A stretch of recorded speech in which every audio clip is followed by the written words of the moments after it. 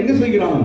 தன் ஜனங்களுக்காக என்ன செய்கிறார்? செங்கடலை இரண்டாக பிளக்கிறார். ஆமென் சொல்லுங்க. அதுபோல உங்கள் வாழ்க்கையில முட்டுக்கட்டையாக இருக்கிற பிரச்சனை ஆண்டவர் இரண்டாக பிரித்து அவர் வழியை உங்களுக்கு ஏற்படுத்தி கொடுக்கிறார். ஆமென் சொல்லுங்க. முன்னதாக இருந்து அலைமோதி கொண்டிருக்கிற அந்த செங்கடலை போல அலைமோதி கொண்டிருக்கிறவங்க பின் தொடர்ந்து வருகிற பார்வோனை போல இருக்கிற ரெண்டு காரியத்திலும் ஆண்டவர் என்ன செய்கிறார்?